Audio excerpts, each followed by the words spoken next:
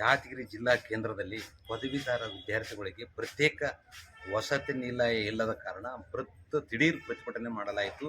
ಎಚ್ಚೆತ್ತುಕೊಂಡು ಜಿಲ್ಲಾಡಳಿತ ವತಿಯಿಂದ ನಮ್ಮ ದಿಢೀರ್ ಪ್ರತಿಭಟನೆಗೆ ಎಚ್ಚೆತ್ತುಕೊಂಡಿರ್ತಕ್ಕಂಥದ್ದು ಇದು ಒಳ್ಳೆಯ ಬೆಳವಣಿಗೆ. ನಮ್ಮ ಹೋರಾಟಕ್ಕೆ ಸಿಕ್ಕಂಥ ಜಯ. ಯಾದಗಿರಿ ಹೊರವಲಯದಲ್ಲಿ ರಾಚೋಟಿ ದೇವಸ್ಥಾನದ ಮುಂಭಾಗದಲ್ಲಿ ನಿರ್ಮಾಣವಾಗುತ್ತಿರುವ ಹೌಸಿಂಗ್ ಬೋರ್ಡ್ ಕಾರ್ಪೊರೇಷನ್ ಕಡೆಯಿಂದ ಸುಮಾರು 3 ಕೋಟಿಯಲ್ಲಿ ಸಂಪೂರ್ಣ ಬಿಲ್ಡಿಂಗ್ ಕಾಮಗಾರಿ ಕಂಪ್ಲೀಟ್ ಆಗಿದ್ದು, ಇನ್ನು ಸಣ್ಣ ಪುಟ್ಟ ಕೆಲಸ ಅಂದರೆ ಕಿಟಕಿ ಮತ್ತು ಯಾವುದ್ಯಾವುದು ಎಲೆಕ್ಟ್ರಿಕಲ್ ಫಿಟ್ಟಿಂಗ್ ಎಲ್ಲ ಕಂಪ್ಲೀಟ್ ಆಗಿದೆ. ಫ್ಯಾನ್ ಫಿಟ್ ಮಾಡೋದು ಒಂದು 2-3 ದಿವಸದಲ್ಲಿ 4 ದಿವಸದಲ್ಲಿ ಆಗ್ತಕ್ಕಂಥದ್ದು.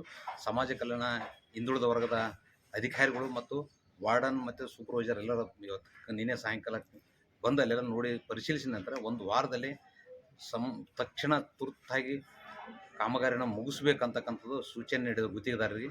1 ವಾರ ಆದ ತಕ್ಷಣ ದಿನಾಂಕ ನಿಗದಿಪಡಿಸಿ ಉದ್ಘಾಟನೆ ಮಾಡಲಾಗುವುದು ಅಂತಕ್ಕಂಥದ್ದು ಭರವಸೆ ನೀಡ್ಯಾರ.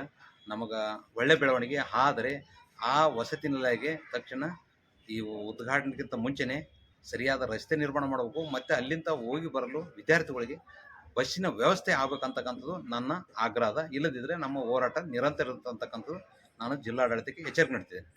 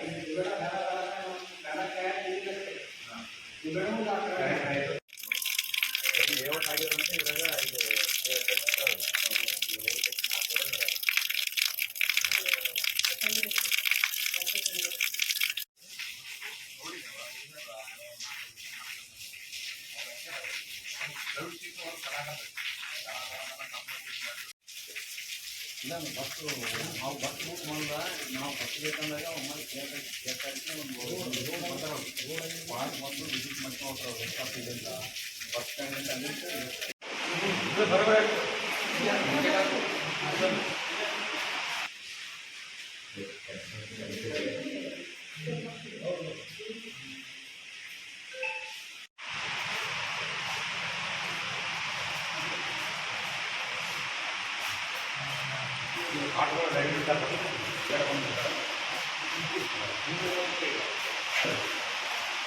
ಏನು ಮಾಡೋಕ್ಕಾಗಿಲ್ಲ.